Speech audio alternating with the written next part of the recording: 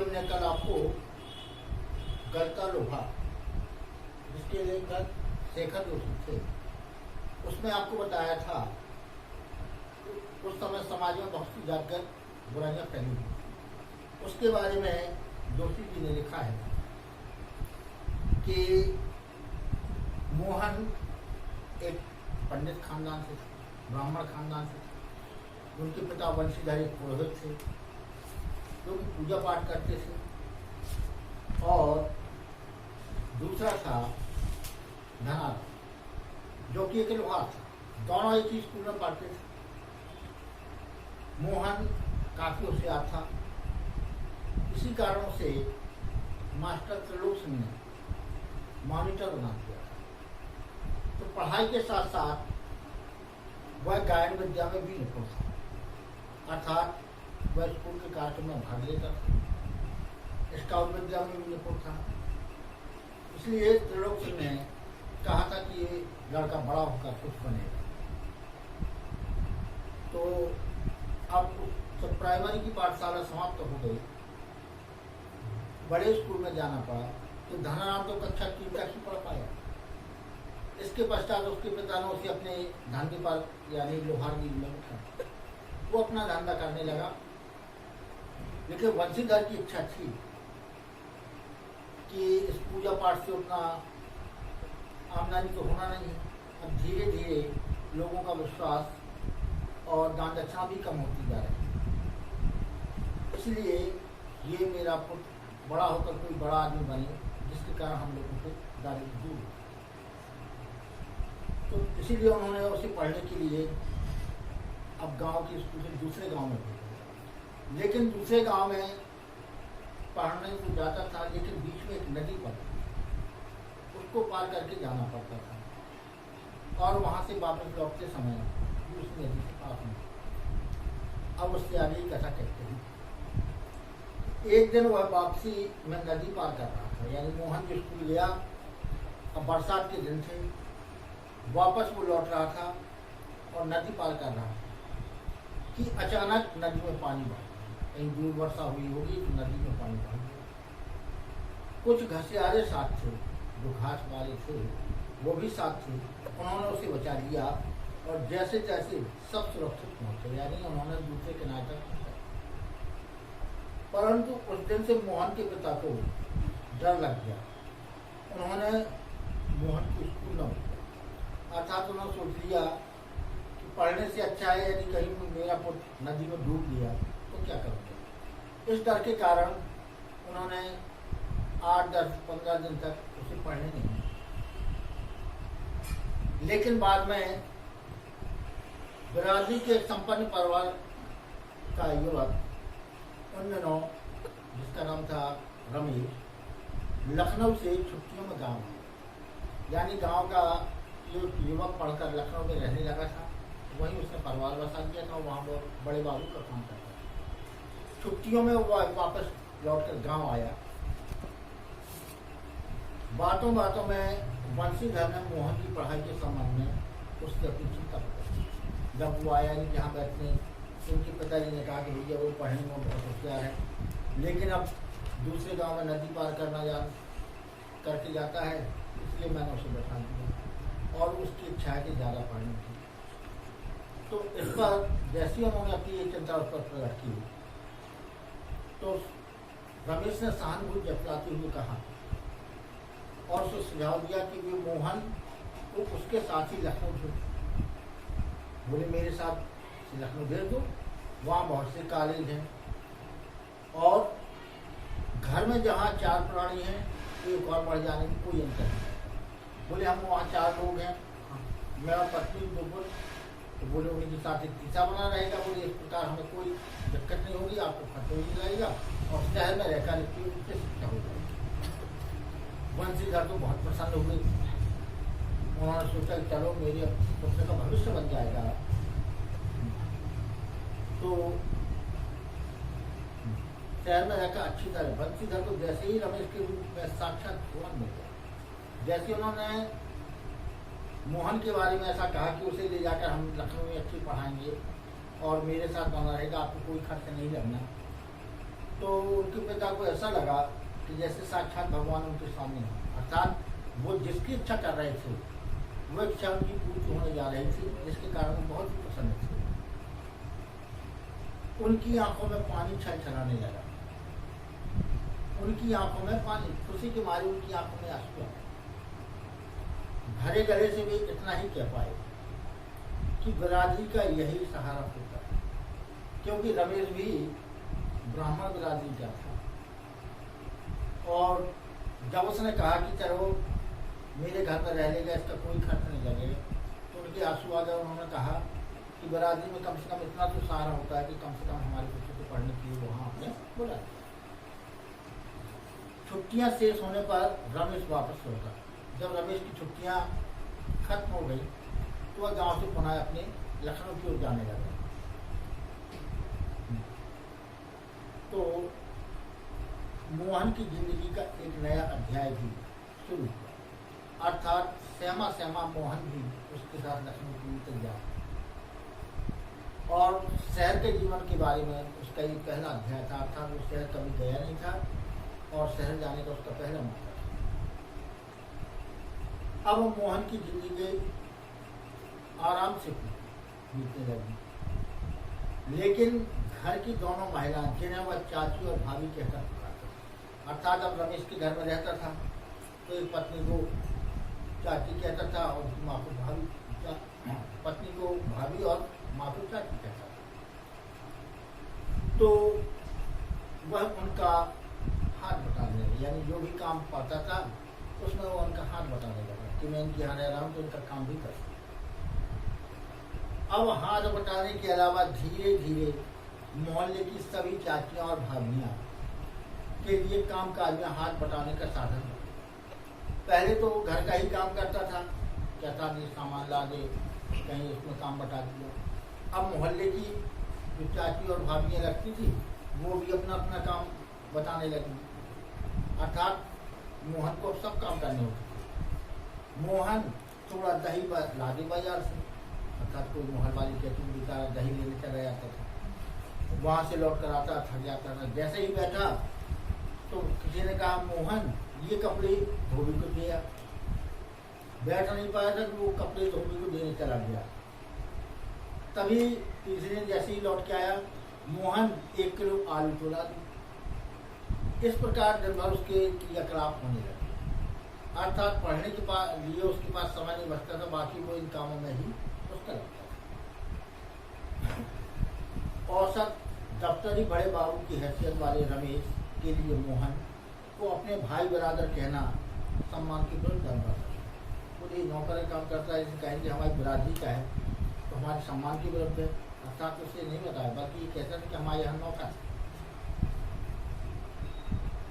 यह बात मोहन को भी समझ में आने लगी, अर्थात मोहन ने उसकी निगाह समझ लिया कि ये मुझे अपने भाई बरादरी के समान नहीं समझते, बल्कि ये मुझे एक नौकर समझते हैं।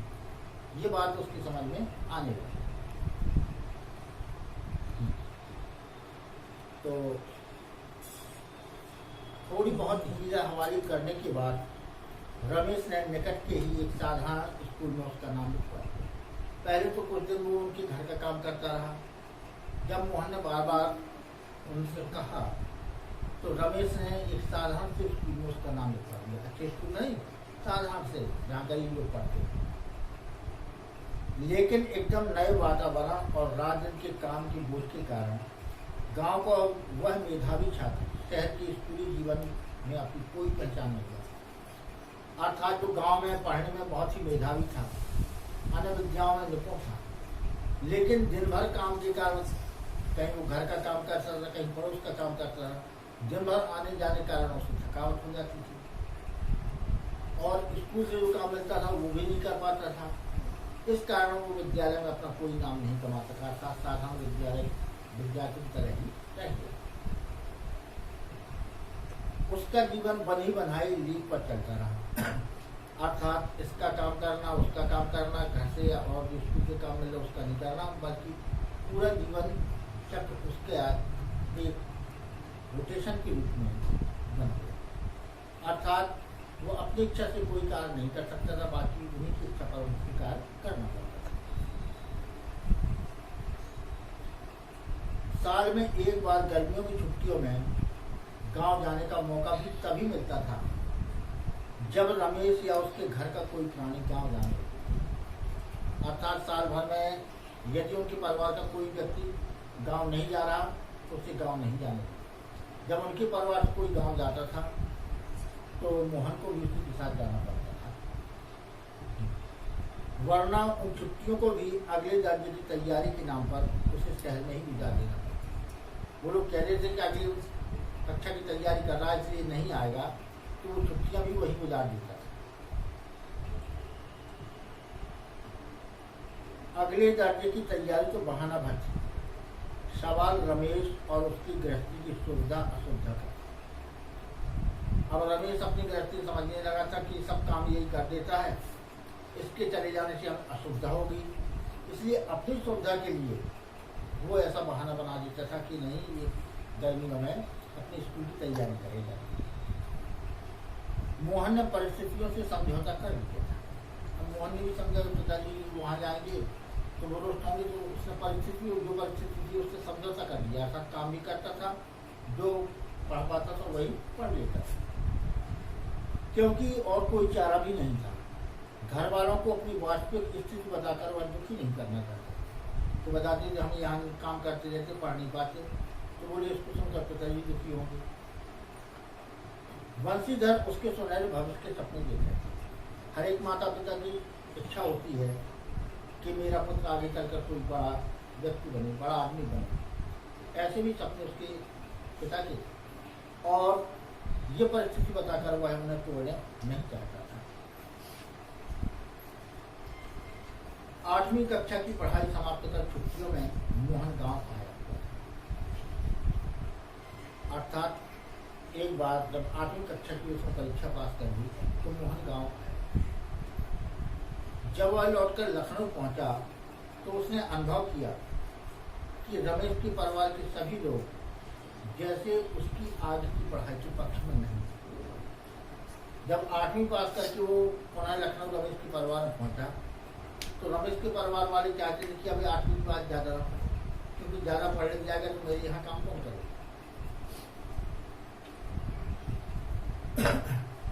बात घूम कर जिस ओर उठती वह इसी मुद्दे पर जरूर खत्म हो जाती कि हजारों लाखों BA MA मारी मारी बेकार।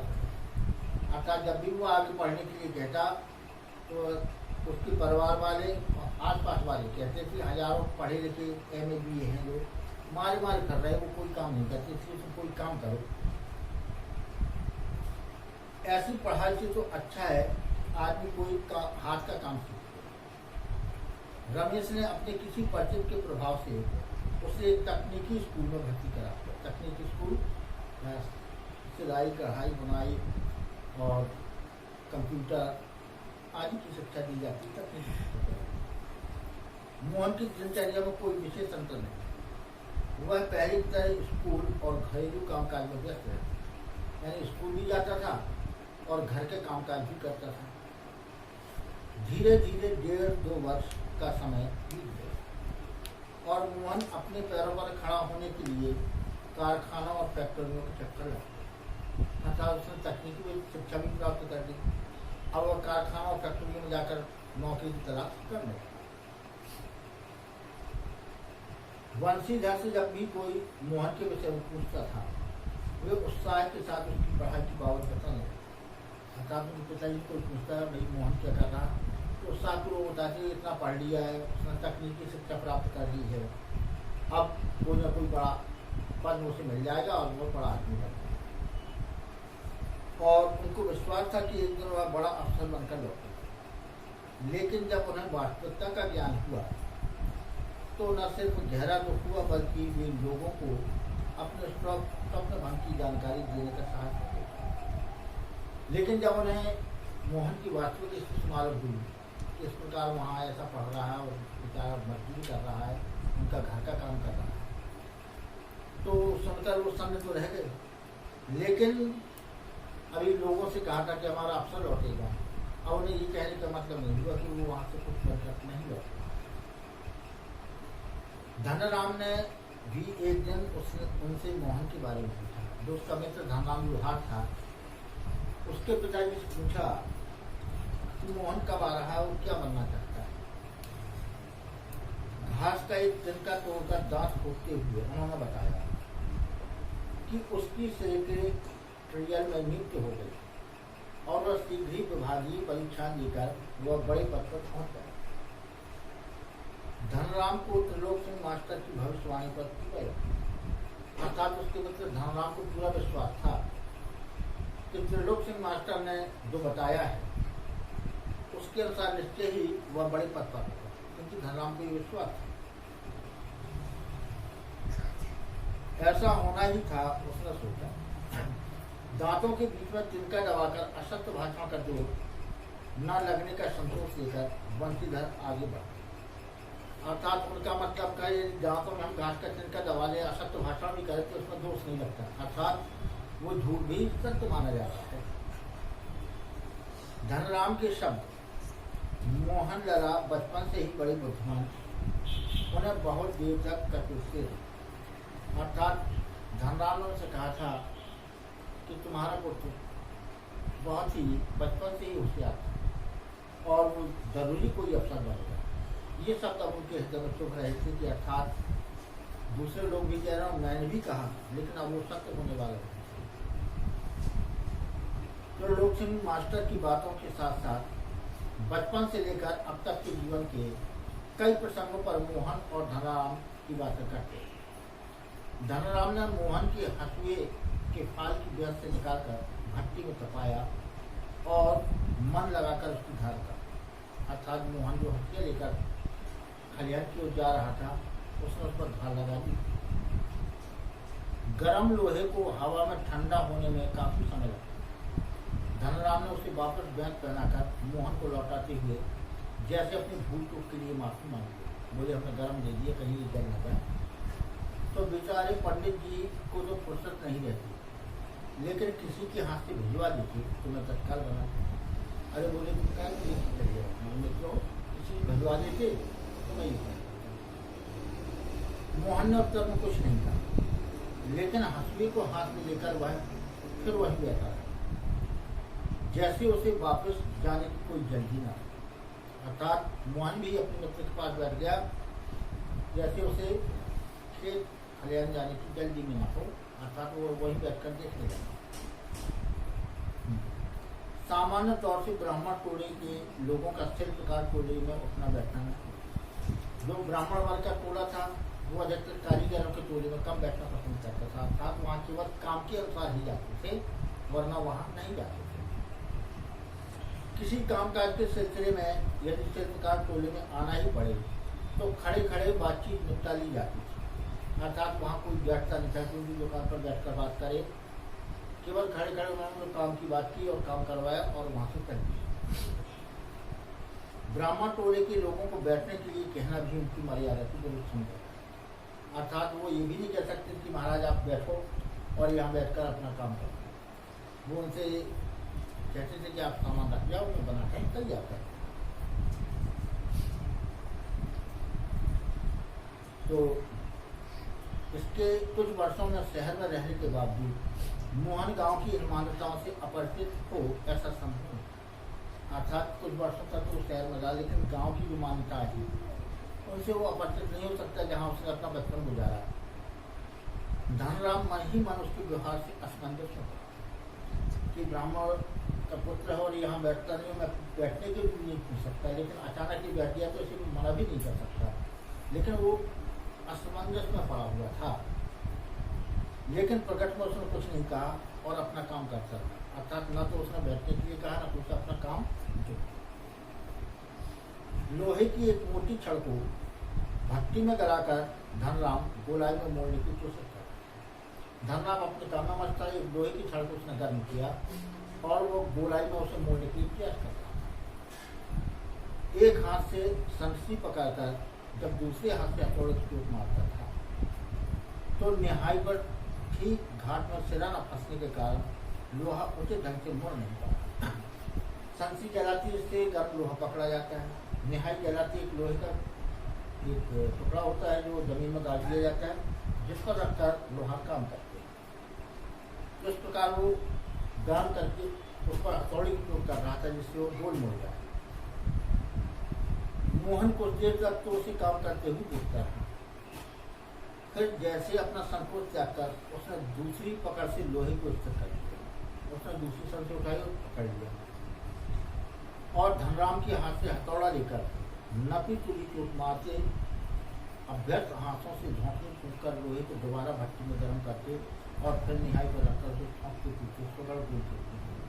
अर्थात उसने उसका काम संभाल लिया। अपने एक हाथ से संसी पकड़ी, उसके हथौड़ा ले लिया और नपी तुली हाथों से उसे मारा, फिर उसे गर्म किया, फिर निकाला, फिर उसे ठोंका। इस प्रकार उसने उस क्षण को गोल रूप में मोड़ दिया। मोहन का यह हस्तक्षेप इतनी फुर्ती और आकस्मिक ढंग से हुआ था कि धनराम को चूक का मौका ही नहीं मिला। मोहन ने यह कार्य इतनी जल्दी और इतनी फुर्ती से किया था कि उसमें कोई कमी की गुंजाइश धनराम को नहीं दिखाई। अर्थात उसने इतनी जल्दी और इतनी सफाई से उस फड़ को गोल मोड़ दिया था कि धनराम कुछ नहीं कर सका। वह अवाक मोहन को देखता रहा है कि पंडित होकर ये काम कैसे करेंगे। उसे मोहन की कारीगरी पर इतना आश्चर्य नहीं हुआ जितना पुरोहित खानदान के एक युवक का इस तरह के काम में उसकी भट्टी पर बैठकर हाथ डालने पर हुआ। अर्थात एक पंडित का लड़का जो मेरे यहाँ भट्टी पर बैठकर अपने हाथ से उसको काम करे, ये बैठकर बोले, बड़ा आश्चर्य हुआ। क्योंकि उस समय ये समाज ब्राह्मणों को जनता अधिक मानता था और उसके कारण ब्राह्मण लोग उस कारीगर को टोले में भी नहीं जाते। लेकिन वो वहाँ बैठकर जब काम करने लगा तो उसे बहुत ही आश्चर्य हुआ। वह संकेत दृष्टि से इधर उधर देखने लगा कि किसी ने देखा तो नहीं जो जाकर हमारी शिकायत किया जाएगा तो हमारी आफत होगी। धनराम की संकोच, असमंजस और धर्म संकट की स्थिति से उदासीन मोहन संतुष्ट भाव से अपने लोहे की छल्ले की त्रुटिहीन गोलाई को चाहा। तो धनराम तो संकोच कर रहा था, लेकिन मोहन उस कल जो गोल उसने छल्ले बनाए थे उनकी त्रुटियों को दिख रहा था, कहीं कोई कमी तो नहीं रह गई जिसके कारण हमें कोई शिकायत मिले। तो इस प्रकार वो देखने में मग्न था और धनराम अपने कार्य में संकोच के कारण तो बैठा हुआ था। उसने धनराम की ओर अपनी कारीगरी की सुरक्षित पानी की मुद्रा में देखा। अब उसने धनराम को देखा, छल्ले दिखाए तो धनराम कहेगा इसमें कोई कमी हो तो बताए, और इस प्रकार संकोच किया और उसे छल्ले दिखाए। उसकी आंखों में एक सर्जन की चमक थी जिसमें स्पर्धा न थी, न ही किसी प्रकार की हार नहीं। अर्थात ब्राह्मण का पुत्र होकर भी उसे जिस काम में अच्छा लगा वो काम अच्छी तरह से कर पाया। तो इसमें ऊंच नीच का सवाल नहीं होता। जिस कार्य में जो भी निपुण हो वो कार्य कर सकता है। इस गलते लोहे के माध्यम से उसने बताया कि जाति कुछ नहीं होती, केवल कर्म से ही आदमी कुछ तो नहीं बन सकता है। अब मैं अपनी वाणी को विराम देता हूँ। जय हिंद।